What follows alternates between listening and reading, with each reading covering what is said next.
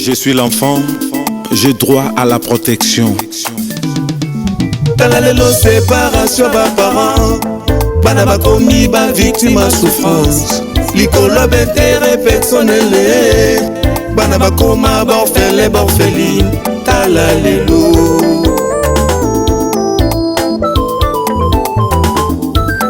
Talalelo séparation ba parents, bana ba koma ba victime à souffrance. Likolo d'intérêt personnel, bana bakoma ba orphelin ba orpheline. Talalelo. Bana ba faux prophète bakoma, bana bakoma kola. Bien, très chers téléspectateurs de RL Télévision, merci d'avoir choisi votre émission Talalelo, une émission de genre socio-culturel, une émission de découverte. Mesdames et messieurs, cette émission va vous permettre à ce que vous puissiez découvrir beaucoup de choses sur vos invités. Et voilà votre humble serviteur, le combattant de la presse congolaise, Julien Botalatala, Talalelo. Talalelo, Tokobeta Masolo, Yamboka Nabiso, Ndenge Govolue, bon, mon appel Toko balancer nos images et belé. Tous amis bongo, on a parti politique et ensemble, oui, comme Mama Bongo, na président Nayango Moïse Katumbi. Et si tu regardes sur la poto monopolisé vraiment malobaté, quant à moi je tiens à remercier et équipe Mobimba RL Télévision, Moni Bongo, technicien, la caméraman, et pourquoi pas réalisateur et puis régisseur. Un grand merci sur madame la directrice Bébé Bercy, la personne merci beaucoup à Biso, Toyandé Libino, maître avocat, maître Padou. John Bono Linoli. Si quand vous regardez sur le plateau, on a dit que nous sommes toujours ensemble. Bonjour maître, boni maître. Bonjour, ça va. Maître, santé non ndeni. On a rythme Mamboka. Ça va, sinon ça va. Dans votre bataille partout dans le monde, on a yebi, on a habité, on se présenter. Naza John Padou Bonolinoli. Bon, avocat comme on dit comme profession, Naza avocat. Et en même temps, Awa, Naza rapporteur national. Oui. La coordination et la jeunesse ensemble pour la République. Ensemble pour la République. Ensemble pour la République. Et ça na mokolo na ngote, ça na nini te ondire. Et ça nani. Bon, conformément à le parti politique ils ont logo ya mutu mogote. C'est-à-dire que ils comme ça s'appelle ensemble, ba congolais, ba sangani, ba créer parti politique. Mais à l'instant, président national de la partie Nabiso, c'est Moïse Katumbi. Le secrétaire général à la partie, comme premier ministre à la partie, c'est camarade honorable Dieudonné Bolengetenge. Voilà. Merci beaucoup la Bataille Bisso. Tous abons solo. Oui, mon parcours nayo, maître John Abimela Yoapi et puis Betty Fête nayo il est quel est le nom. Bon, John Abotamaki na Congo, à sa l'école primaire. Abotamaki na Congo précisément. Makama précisément des autres. Bon, Abotamaki na Congo précisément na Kisangani. Voilà. Et puis bon, à ça l'école primaire na Chopo, donc dans la province. Après à Kendeki na petit séminaire pour comme Sango.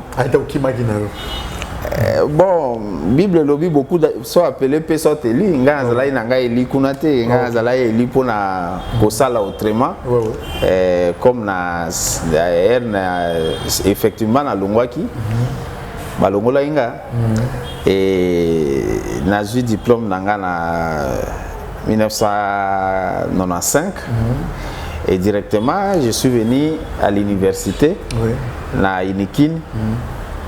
Na sala y droit et na ici na année 2003-2004 voilà de na zoaki inscription na barreau mais c'est vrai que j'ai été conseiller dans mon cabinet ministériel ainsi de suite voilà en bref c'est que la salle mais avant j'étais parti MSR, va s'effondrer. Et Kuna Nazalaï comme vice-président national et à Ligue des jeunes. Donc je ne fais que jusqu'ici évoluer dans la jeunesse. Aujourd'hui, Naza comme rapporteur national et à jeunesse et ensemble pour la République.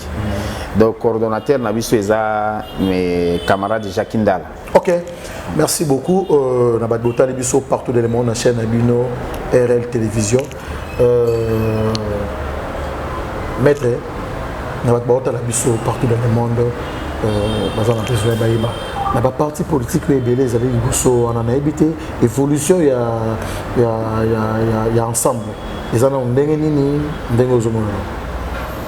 non, mais évolution ensemble, qui est parti bateau, bazo, nous évoluons très bien, au sentir comment nous sommes comme une famille ici. Donc, évolution est très positif. Mais nous essayons de faire de notre mieux parce que toujours vendre programme Nabiso, projet Nabiso et la société. Et c'est un projet qui a été sérieusement mûri parce que bon, c'est quelque chose de très réfléchi. Alors, en tout cas, évolution jusqu'ici, et ça bien, nous nous battons pour que démocratiquement, pour que Makamboé politique à l'élo, au moment où on est la politique à lobby, surtout 20 ans passés, na qui l'élo, ndenge monsieur Zatala l'élo. Quelle est la différence?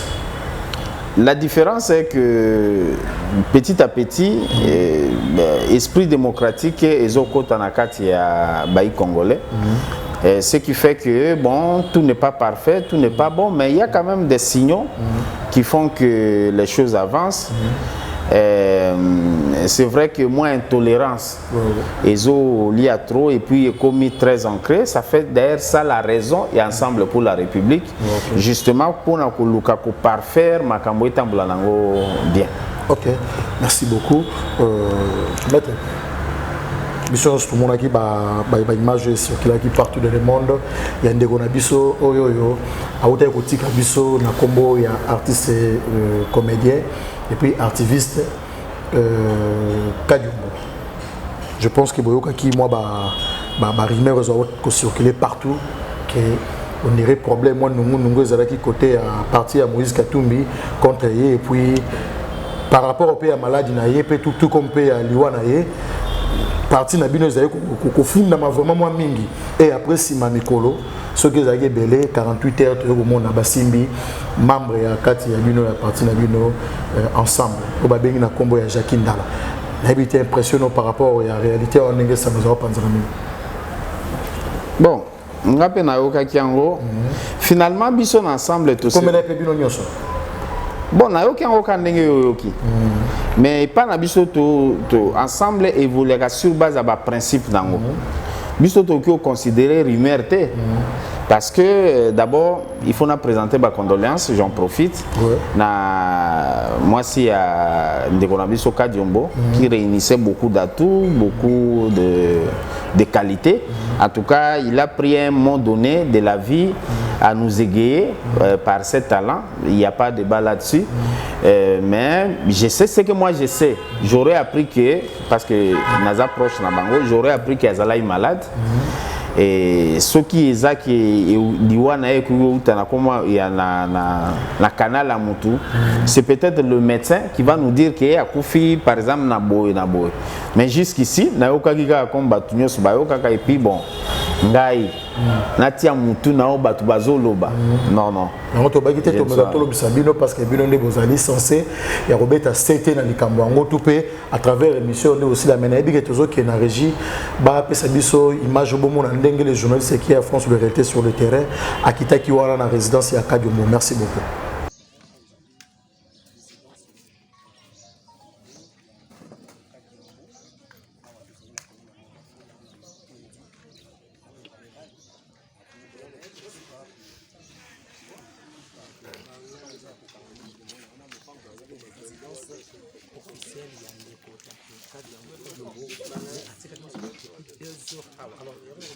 Oyo nyoso yebi liwa ya papa Kadiumbo oyo atindaki ye na yo mutu batindaki na yo mutu nyoso en tout cas vraiment Nzambe amoni sa justice na ye oyo yo semé yango ko récolter o semé liwa na vie ya papa Kadiombo oko récolter pe liwa na vie ya papa na vie na yo na bana na yo c'est la 4e génération vraiment comment mutozaki na mwasi na ye na bana na ye na famille na ye bo mettre fin na vie na ye ka boy omoni batu nyonso oyo ozomona oyo lobi babosana na bango papa Kadiombo oyo akefeti akei wakobina bini mais mwasi na ye mwasi na ye na bana etikali tâche nani ako-remplir susu place wana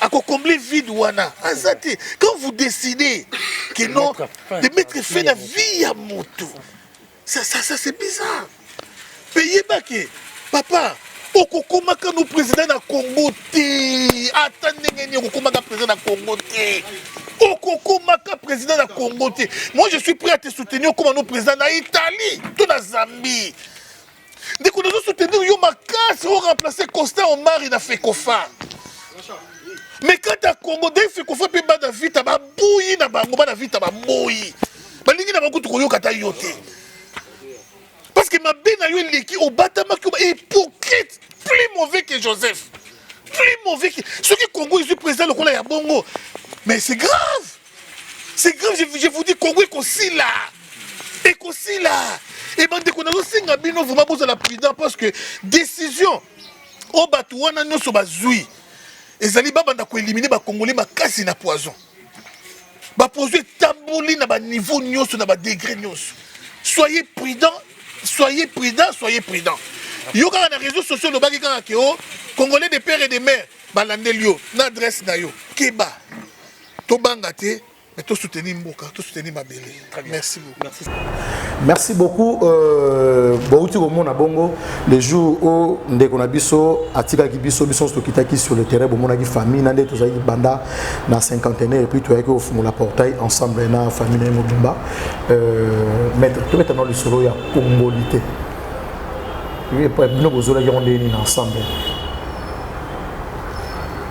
congolité non, ben, c'est connu. Hein? Ensemble, il y a une déclaration par rapport à pour la biso, ils ont droit. Parce que parce que ils appellent la image au pen de Jacques de la bête qui a dit que Bandeko Moussous va partir monsieur Banga 2023 pour la Moïse Katumbi yango qui na bongo na balblo ko sorti bino eko bank sabino pété. Congolais ngo ezande ya Moïse Katumbi. Quand c'était pour na des pères et des mères. Ande congolité lobby parce que nga nantika na omona texte ngote mais ce qui est vrai est que loi nyos cause à la proposer loi nyos cause à la proposer il fait à la conforme à la constitution c'est ça le principe si la constitution comme la constitution d'ailleurs et lobby que la nationalité est d'origine disons parce que toi la nationalité qui quoi acquérir la nationalité d'origine est de père ou de la mère conjonction est à où c'est soit aux a de père et de mère soit aux a de père ou de mère c'est-à-dire que mon ko ya ba parent hein a occupé aux ala congolais aux a droit aux ala congolais moko ya papa ou soit moko ya maman moko ya papa ou soit moko ya maman c'est ça c'est ce qui est prévu par la bon bah la biso partenariat autour au monde na réseaux sociaux théorie la télévision ba tendoki obeta lisolo que Moïse Katumbi côté mususu côté aux Zambiens côté mususu azaki na azana passeport le rôle à Zambie mususu le rôle à Zimbabwe si j'ai Zambien côté mususu pe le rôle ya mboka mususu pour na bino mais passeport et la carte d'identité même je peux avoir un passeport irrégulier. Passeport est la propriété à l'État. Il peut donner ça même à un étranger à jouer. Est-ce que vous savez que Moïse Katumbi Azali congolais 100%? Oh bon, idée à congolais 100%, 50%, 20%. Moi je ne suis pas dans ça. Comme toi à 100%, on a eu Moïse Katumbi. Parce que tu as pas se déplacer pour toi cause d'information na terrain et puis tu vas na quitter ensemble. Il me semble qu'il y a un droit à poser aux questions. Mais peut-être oui, on a encore réforme. Et na éthique journalistique ils ont raté donc oui mais na poser question na répondre nga moko nga naza congolais et là ils ont justifié que nga naza congolais aux ana preuve parce que nga naza congolais par le fait que nga na ebisio nga ne na ebisio que papa abotinga aza congolais ou maman abotinga aza congolais depuis Moïse Katumbi ebisa ebiso pe que aza congolais alors yo dingo za vérité pana Moïse a lobby, maman nae aza congolais. Moïse a cité. Moni pourquoi tu as dit que tu as solo ah yo za na kati ya parti. Neni ni oyeba ke papa nae, maman nae congolaise et puis ngana za na information que maman nae ba kundaye na province ba côté ya Katanga kuna si je me trompe pas. Maman ya Moïse Katumbi mais bongo papa nae oyebi que oyebi identité na été bino mutu bo umeli ya boko solo là boko za la ensemble na masolo ma mono so identité ya président national ya parti na bino boyebi ngote vraiment. Est-ce que yo oyebi identité papa nanga? Papa yanga yo oyebi identité na zo poser ba question. Te na lobi te répondre. Na lobi te o répondre. Ngana boy na ke hotel misa fils mukoko. Ngana lobi. Ngana boy na ke hotel misa Serge Welo. Na boy na ke hotel misa batu mususu po ba loba ma ke hotel yango na kita kiti ao to ye kozwa vraie identité ya Moïse Katumbi. Non, sur l'outil identité à Moïse Katumbi, je crois que il est à disposer à son identité naïe. Mais ce que moi je sais est que Moïse est congolais. Moi je me limite à considérer qu'il est congolais autant que Bino Bondima Kenga naza congolais. Parce que Moutouabi maman nanga personnel, Moutouabi maman nanga azate. Ngane na loba ki maman nanga yo. Ngana yebi ba. Oui, yo ko babango na investigation na yo. Bon cameraman na yebi bango. Mais régisseur a dit que si j'ai on a la loi Tchani, on dirait qu'il vraiment Moïse Katumbi Makasi pour mon amaki côté no mon amaki azo mon 2023 ndeni na OK na. D'abord il n'existe pas une loi Tchani. Loi Tchani est à la gata. Il y a une proposition. Mais proposition ce mutu qui a proposition na elingolo ba ke ba voter ngo. Proposition. Est-ce que vous pouvez appuyer ensemble, vous pouvez appuyer loi Tchani? Bisso assemblée toza contre discrimination papa.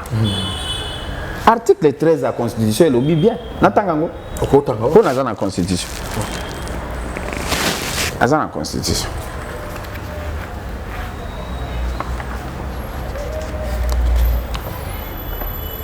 Article 13 de la Constitution en gros.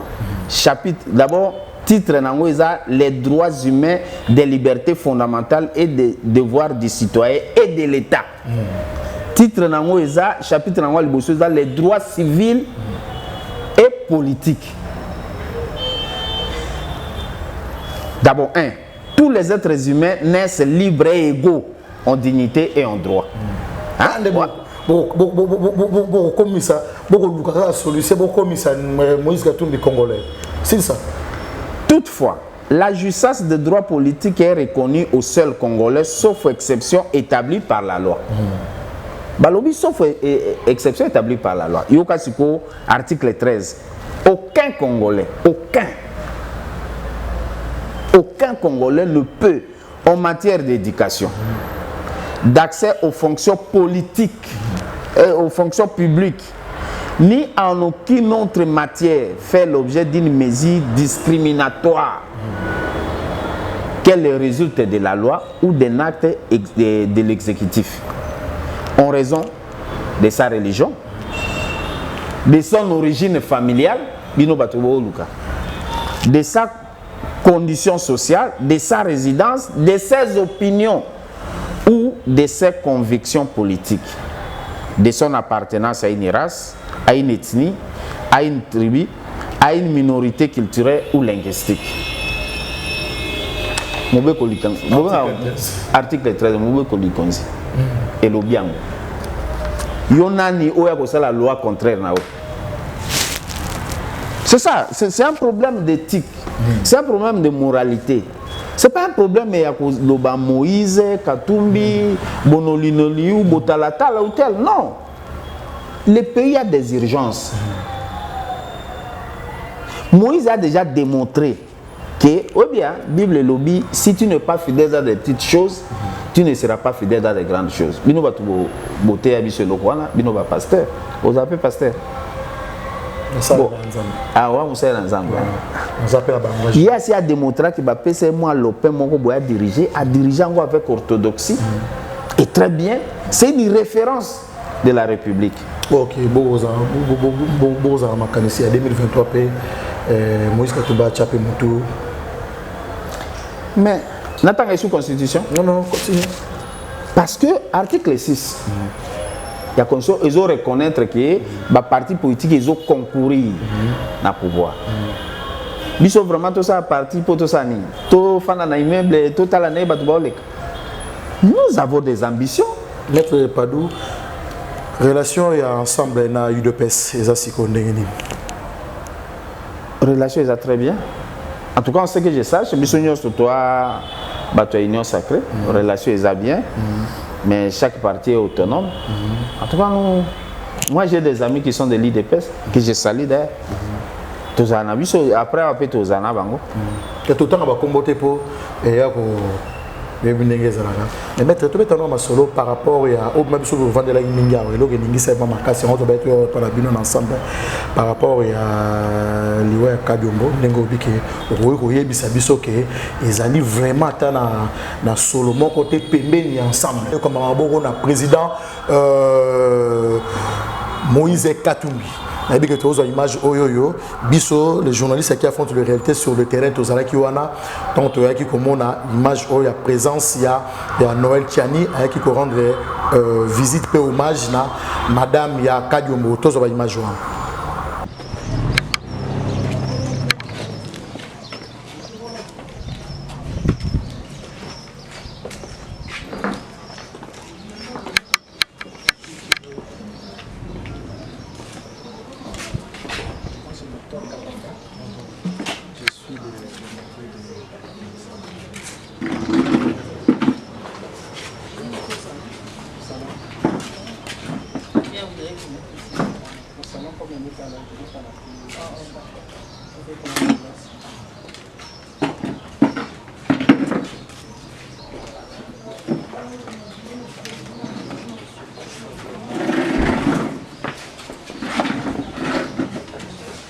Désolé. Merci papa. Tukifungia kwa hospitali boy kama nani mama Nicole. Na to alibile kabi kunu belo. Pokole kunu manda kabi chi.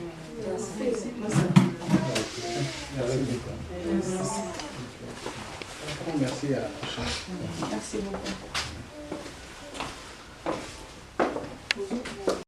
Ouais, merci Mingi, partout dans RL Télévision.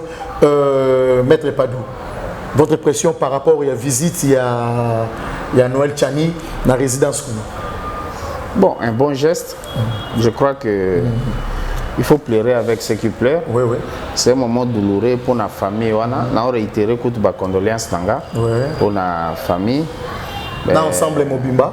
Oui, je peux même parler, c'est vrai que je n'engage pas ensemble comme parti, mais au moins j'engage la jeunesse, au nom de la jeunesse. En tout cas, nous présentons nos sincères condoléances à la famille. Le geste est à Ndeko Tiani, c'est quelque chose de frappant, c'est vraiment bon d'aller apporter sa compassion à la famille. Merci beaucoup. N'a pas image partout dans le monde, tout le monde a pembé dans le procès. Il y a des gens qui ont Jacinda là, qui expliqué que les gens qui ont côté de Moïse Katumbi et Jacinda.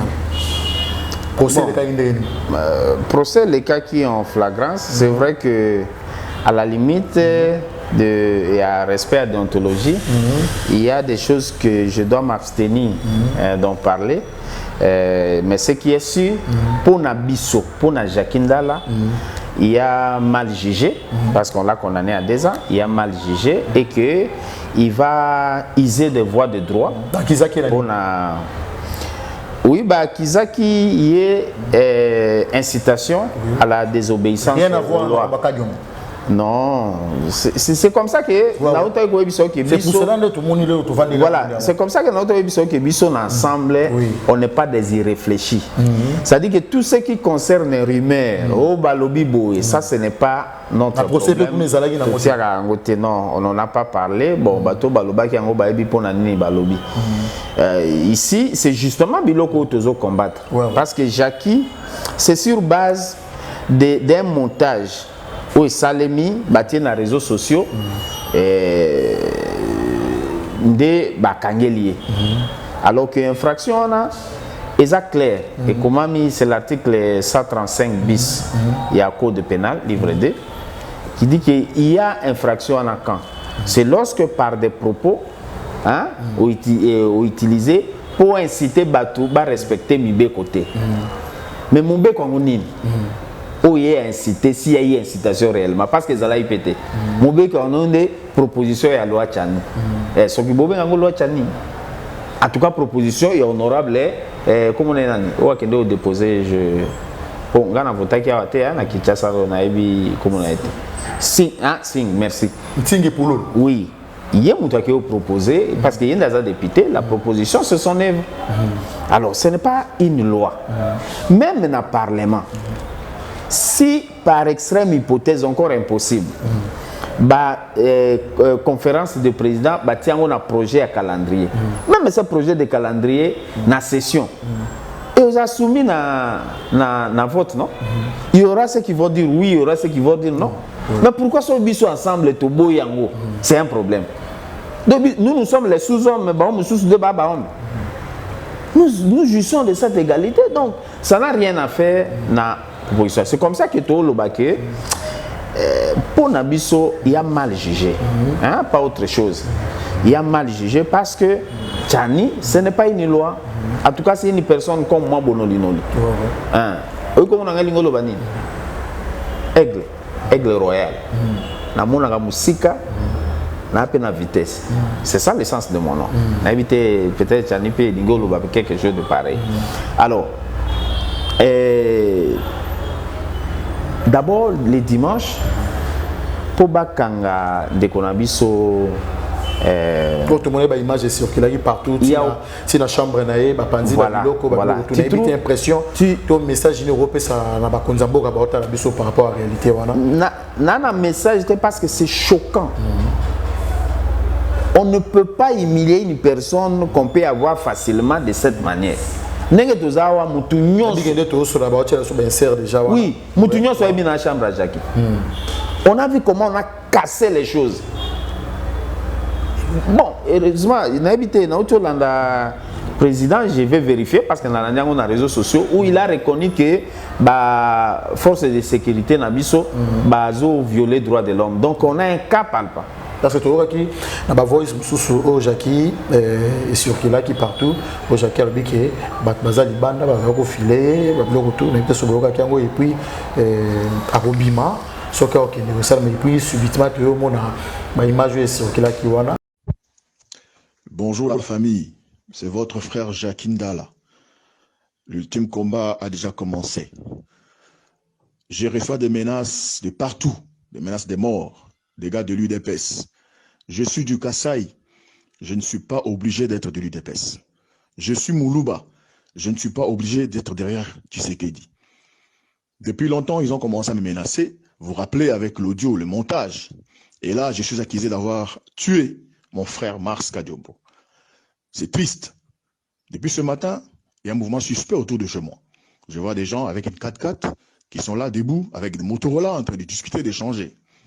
Je me prépare avec mes gars. Tout à l'heure, je vais sortir à pied. S'ils sont venus pour moi, ça va barder et le sang va couler. Soit c'est moi qui tombe, soit c'est l'un d'eux qui tombe. Ce message, je l'envoie à tous ceux qui me suivront, à mes parents, à mes enfants. Si je tombe devant ces gens, si mon sang coule, beaucoup n'angati.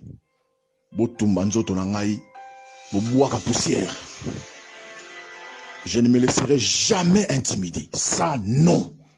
Je fais cet audio à tout le monde, Le combat est un combat politique. Si les gens veulent la violence, je m'y engage tout de suite. J'ai des gars avec moi, mes gars, qui sont venus, qui sont avec moi ici. Je sors tout à l'heure. Si vous apprenez qu'il y a quelque chose qui est arrivé, c'est parce qu'on a affronté Jacques Ndala chez lui à la maison. Et ça, je ne vais pas l'accepter. Je vais me défendre avec tous les moyens en ma possession. Je suis préparé physiquement, moralement et spirituellement. Je sors. Chez moi à la maison, il est 10h moins. Depuis 5h, cette Jeep est au coin de mon avenue. Donc, j'insiste encore. Si je tombe, parce que quelqu'un va tomber tout à l'heure là, tout à l'heure, quelqu'un va tomber. Tout à l'heure, quelqu'un va tomber ici. Si ils sont venus chez moi me chercher, je le dis à tous ceux qui me suivent, si je meurs dans ce que je fais maintenant là, prenez mon corps, ne mettez aucune goutte de formol, brûlez mon corps et jetez-le. C'est Jacques Ndala, le patriote résistant. Et que ceux qui vont rester continuent à mener cette lutte. Tout, à tout moment peut arriver et je suis prêt. Que le Dieu de nos ancêtres protège le sol et le sous-sol du Congo. C'est un message de votre frère. Merci beaucoup. Si quelqu'un d'entre eux tombe, ils sont venus me chercher devant le juge. Je sais ce que je veux dire.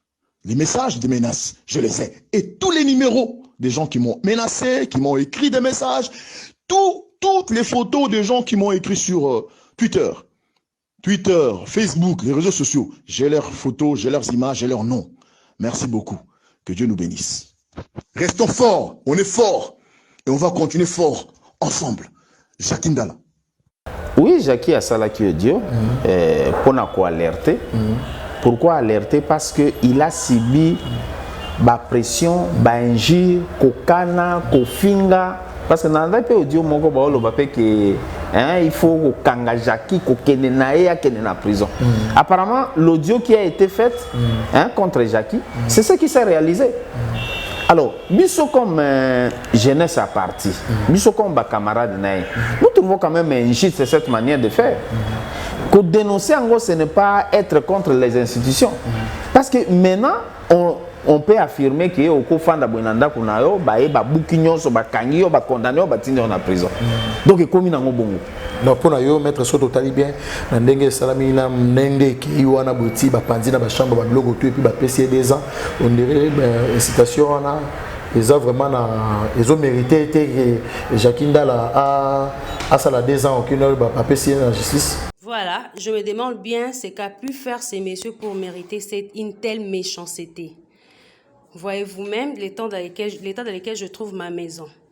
La maison de Jacques Ndala. Les photos cassées, la maison sabotée.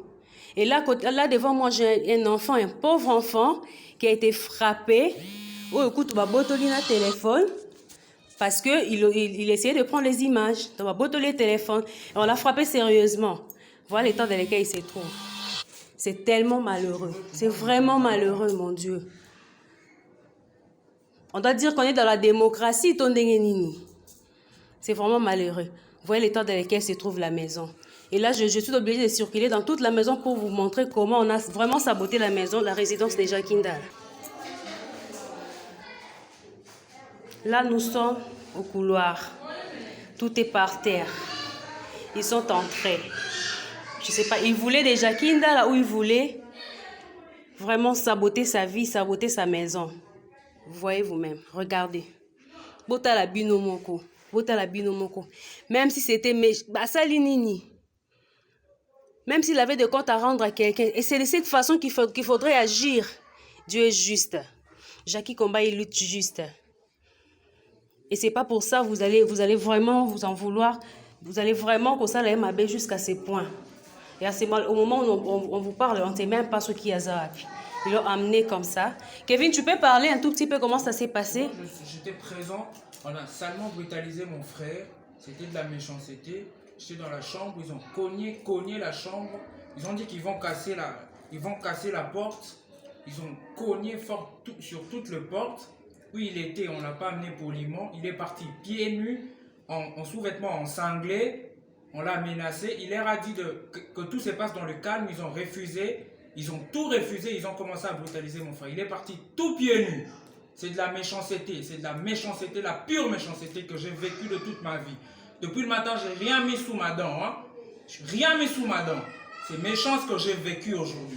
C'est pour la première fois de toute ma vie que je vive ces désordres. C'est pour la première fois. Et j'en regrette encore une fois de plus. Ouais, nous savons que Dieu existe.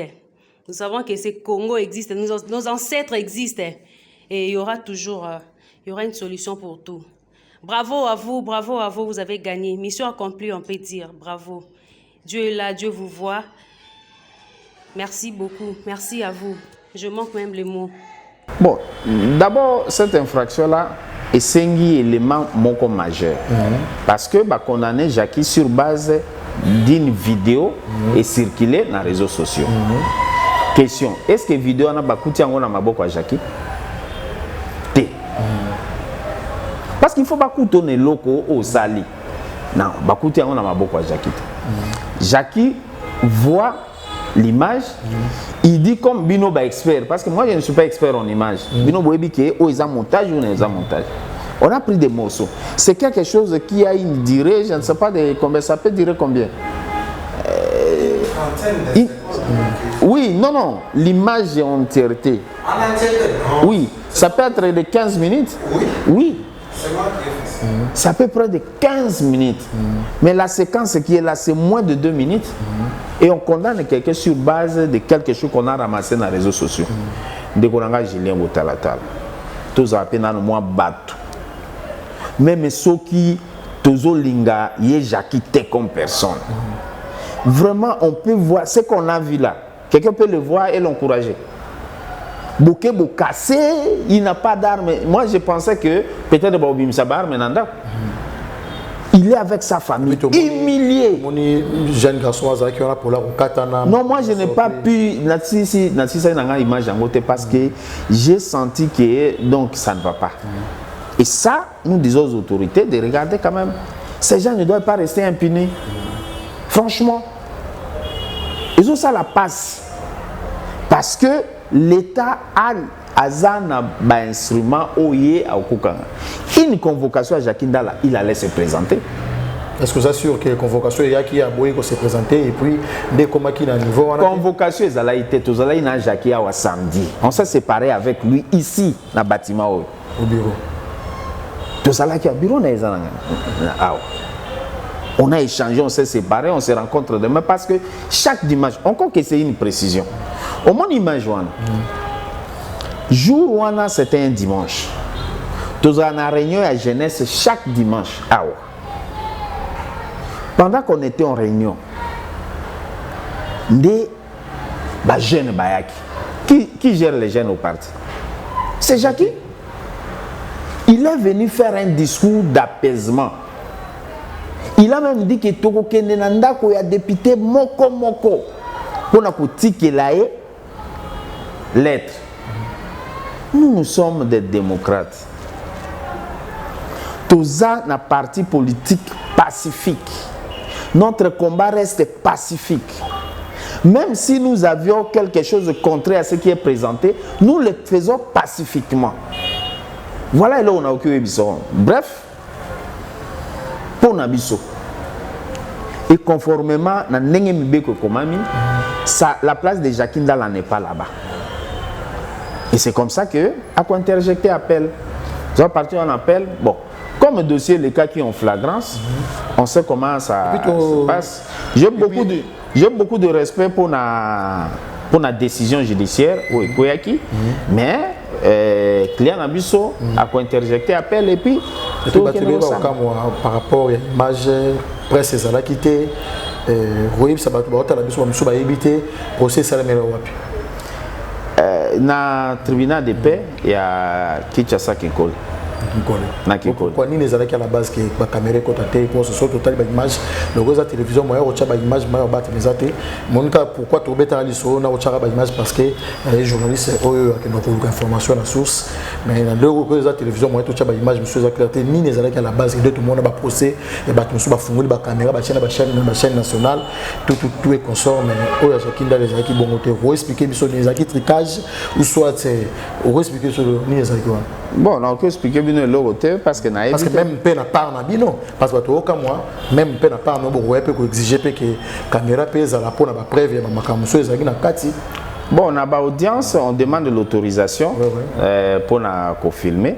Bon, quand on a mon acquitté, il y a l'autorité. Parce que n'a pas compris qu'il était na batutu, na côté kuna na côté on en tout cas suite et ça m'a gagné malongo. En tout cas, na mon acquitté. Mon acquitté open de moi louche de côté na bino pe on dirait bo solo la ki ko boya pe image ko ta po boya ba ki ke ba accusation ezali wana boye on dirait ko kitisa susu image na bino ou soit ezala ki ndé côté parti mususu ne mutu ba imposer ki ke image ezalate. Non, c'est pas tout ça. Parce que Kokanisela Batoumabé, ça ne représente rien. Ce qui est sûr, Julien Botalata n'a mon inquiété. A quitté donc. Na okiko lobaté na place na yo. Qu'est-ce qui a été fait? Parce que so yaka eko filmaka. Ça allait peut-être passer. Ça c'est un premier. Deuxième élément, c'est que Bakangaki, non, Baonlevaki. Parce que Bakangaki nani Jakinda Latte. On l'a enlevé. Balobiso baye panayo ko bakanga. Il faut ba se présenter ba un document, mandat de comparution, mandat d'aller Deni Jakinda Latte ki baza libanda o asala ki voice ya va na kati ba va libanda ba ndeni ba tomba za belela ye ou soit ba ide ya ko yebisa ye ou be bata quartier a comprendre que on deni parce que ba otala biso pe baza rapper moi maïl. Là c'est un garçon avec beaucoup d'atouts. C'est un sportif, moi cross, c'est un leader, il est connu sur son avenir, il peut avoir des informations, il gère la jeunesse. Jeune Ndengazana, au Bengo attend à 3h, au Bengo attend à 5h. Pour appeler ces informations. Oui, mais le mouvement est suspect. Avec tout ce qu'il a reçu comme menace, Batuko Benga, oui, ça yo to la kisayo. Azana ba prévenance. Non, mais ce qu'il a dit, ce n'est pas arrivé. Parce que, excusez, beaucoup Lobaki, bon, à Lobaki, est-ce que ce qui lui est arrivé est contraire à Onyo sur Lobaki? Il y a Lobaki, on est bas ko milenga, devant ban nazobima, na makolo. Mais na suka Lobaki, ceux qui n'ont quitté na sama mbele, ba musupe ba ko quitté na sama mbele. On est pas moi Brits, trop Brits na parole na ye. Ou bien monopole la violence et pesami na muto ata mon côté.